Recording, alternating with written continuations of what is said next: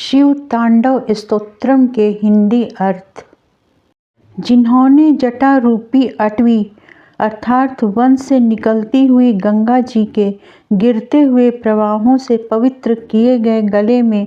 सर्पों की लटकती हुई विशाल माला को धारण कर डमरू के डमडम शब्दों से मंडित प्रचंड तांडव किया, वे शिवजी हमारे कल्याण का विस्तार करें।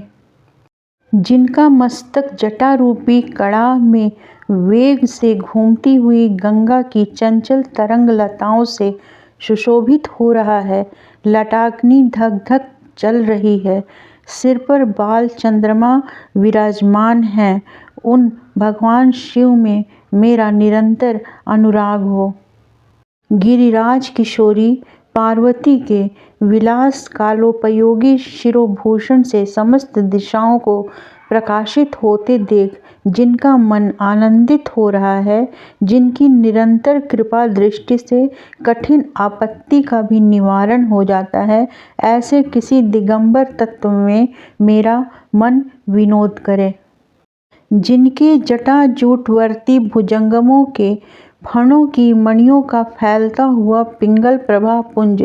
दिशा रूपिणी अंगनाओं के मुख पर कुमकुम राग का अनुलेप कर रहा है, मतवाले हाथी के हिलते हुए चमड़े का उत्तरीय वस्त्र धारण करने से स्निग्ध वर्ण हुए उन भूतनाथ में मेरा चित्त अद्भुत विनोद करे।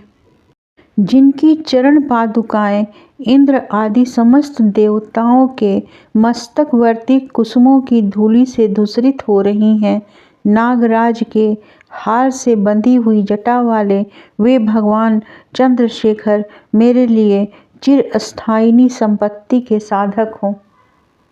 जिसने ललाट वेदी पर प्रज्वलित हुई अग्नि के स्फुलिंगों के तेज से कामदेव को नष्ट कर डाला था, जिसे इंद्र नमस्कार किया करते हैं, सुधाकर की कला से सुशोभित मुकुट वाला वह श्री महादेव जी का उन्नत विशाल ललाट वाला जटिल मस्तक हमारी संपत्ति का साधक हो।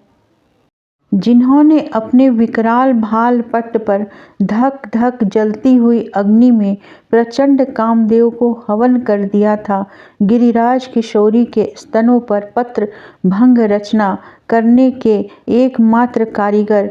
उन भगवान त्रिलोचन में मेरी धारणा लगी रहे।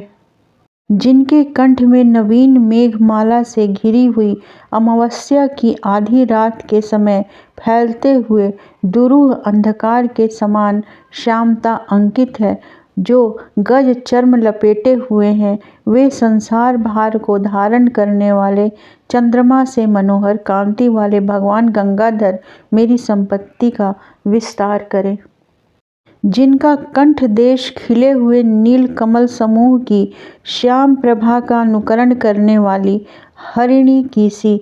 छवि वाले चिन्ह से सुशोभित है, तथा जो कामदेव त्रिपुर भव दक्ष यज्ञ हाथी अंधकासुर और यमराज का भी उच्छेदन करने वाले हैं, उन्हें मैं भजता हूँ। जो अभिमान रहित पार्वती की कला रूप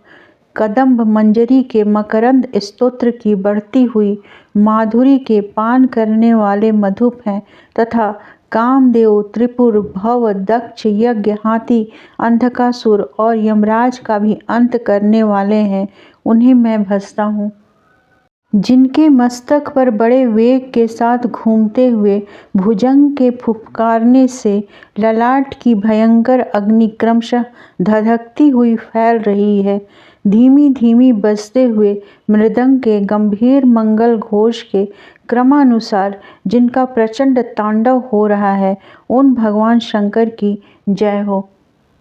पत्थर और सुंदर बिछौनों में सांप और मुक्ता की माला में बहुमूल्य रत्न तथा मिट्टी के ढेले में मित्र या शत्रु पक्ष में तृण अथवा कमलालोचन तरुणी में प्रजा और पृथ्वी के महाराज में समान भाव रखता हुआ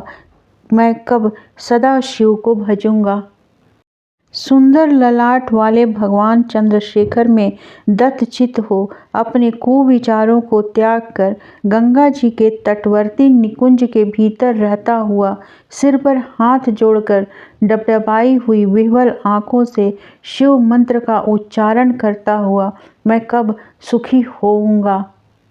जो मनुष्य इस संसार से उक्त इस उत्तमोत्तम स्तोत्र का नित्य पाठ स्मरण और वर्णन करता है वह सदा शुद्ध रहता है और शीघ्र ही सुर गुरु श्री शंकर जी की अच्छी भक्ति प्राप्त कर लेता है। वह विरुद्ध गति को नहीं प्राप्त होता, क्योंकि श्री शिव जी का अच्छी प्रकार से चिंतन प्राणी वर्ग के मोह का नाश करने वाला है।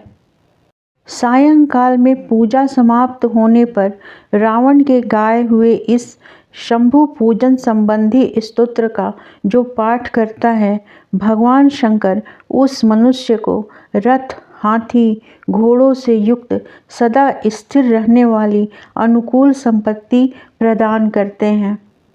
इस प्रकार श्री रावण द्वारा रचित शिव तांडव स्तोत्रम का हिंदी अनुवाद संपूर्ण हुआ।